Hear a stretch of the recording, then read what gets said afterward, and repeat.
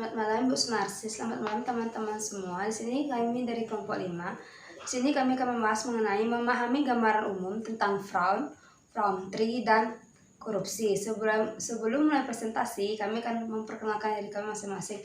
Perkenalkan, nama saya Losri, absen 35. Perkenalkan, nama saya Putu Ayumani Asri Utami, absen 37. Perkenalkan, nama saya Niko Indraswari, absen 19. Oke, materi yang pertama mengenai pemahaman fraud dalam perundangan Republik Indonesia.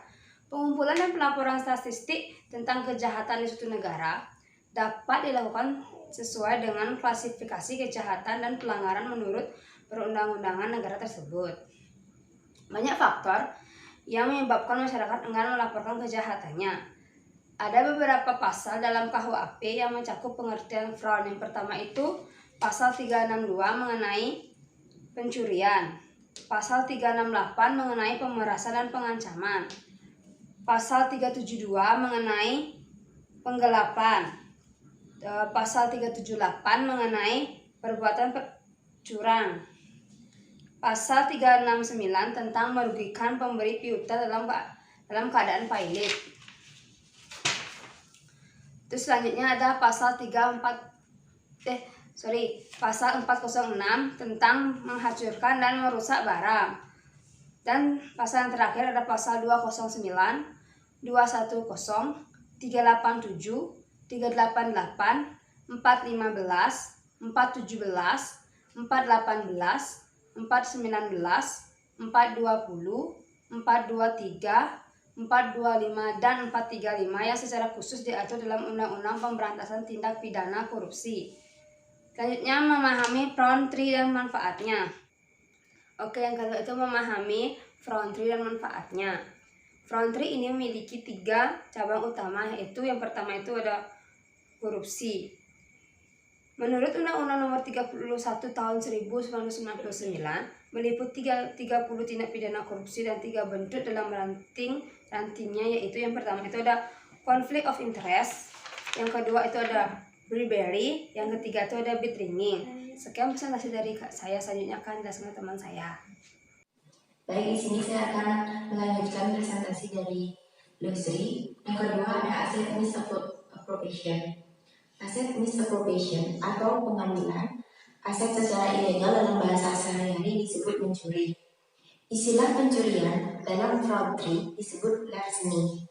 Istilah penggelapan dalam bahasa Inggris adalah embezzlement. Aset misappropriation dalam bentuk penyerahan kas atau cash appropriation dilakukan dalam 3 bentuk, yaitu yang pertama ada skimming. Skimming merupakan uang dijarah sebelum uang tersebut secara fisik masuk ke perusahaan.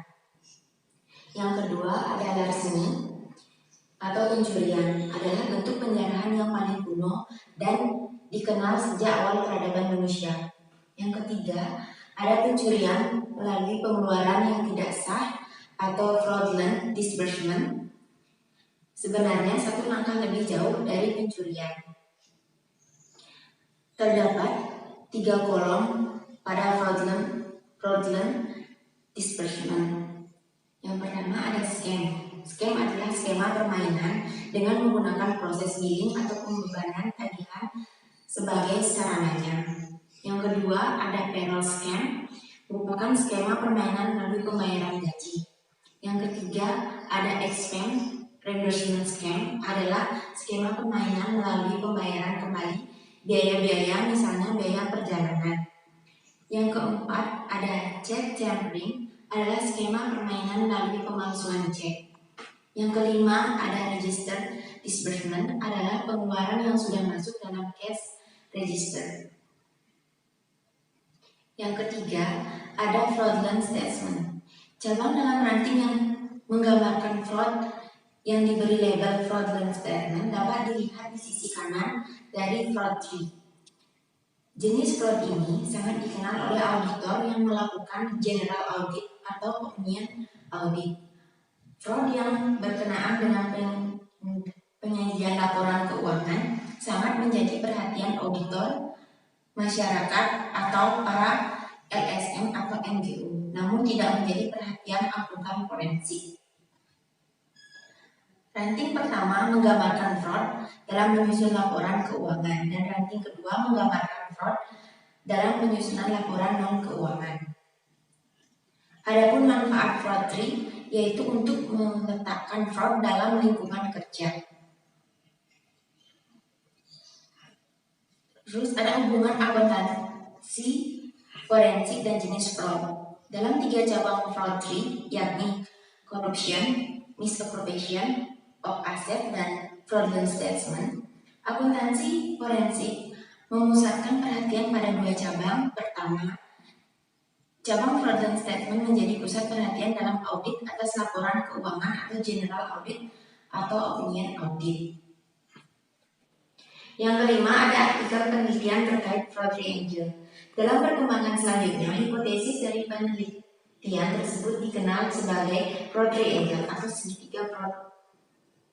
Sudut pertama dari segitiga itu diberi judul pressure yang merupakan pursuit non-shareable financial need. Sudut keduanya pursuit opportunity.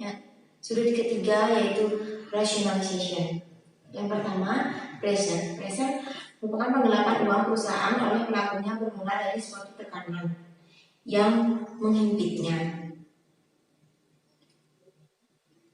Dari penelitian, Crazy menemukan bahwa non-shareable problem timbul dari situasi yang dapat dibagi dalam 6 kelompok. Yang pertama ada violation of ascribable obligation, yaitu suatu kedudukan atau jabatan yang tanggung jawab keuangan membawa konsekuensi tertentu bagi yang bersangkutan dan juga menjadi harapan atasan atau majikan. Selanjutnya akan dijelaskan oleh teman saya.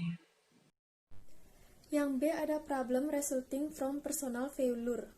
Kegagalan pribadi juga merupakan situasi yang dipersepsikan oleh orang yang mempunyai kedudukan serta dipercaya dalam bidang keuangan sebagai kesalahannya menggunakan akal sehatnya dan karena itu menjadi tanggung jawab pribadinya.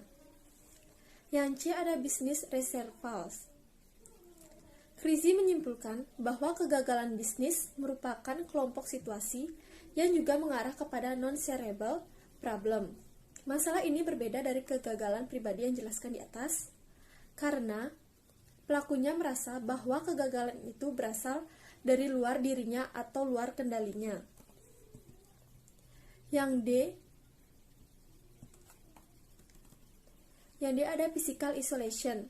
Situasi ini dapat diterjemahkan sebagai keterpurukan dalam kesendirian. Dalam situasi ini, orang itu bukan tidak mau berbagi keluh kesahnya dengan orang lain. Ia tidak mempunyai orang lain tempat ia berkeluh kesah dan mengungkapkan masalahnya.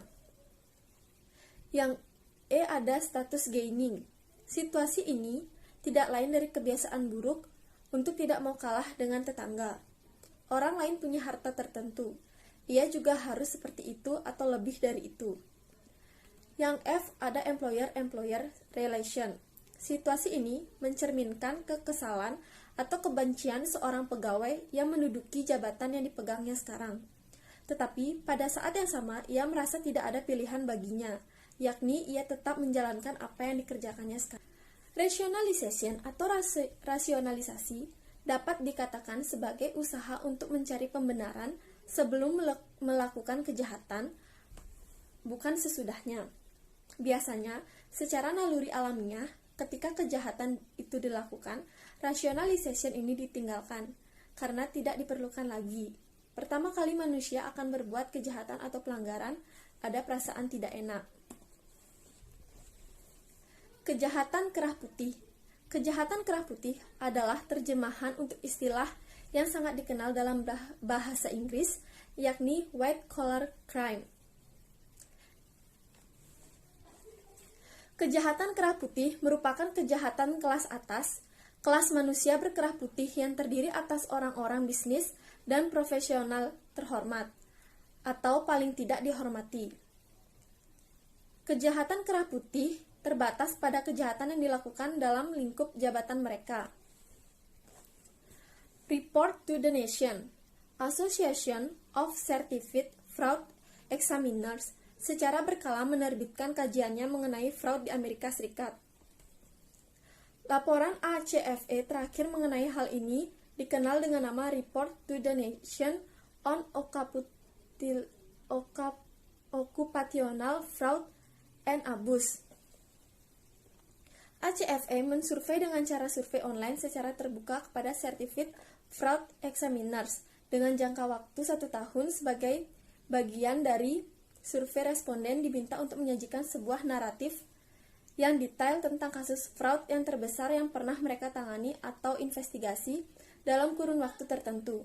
Kasus tersebut harus memenuhi 4 kriteria, yaitu yang pertama, kasus harus berhubungan atau melibatkan occupational fraud, didefinisikan sebagai fraud secara internal atau fraud yang dilakukan oleh seseorang yang di dalam organisasi.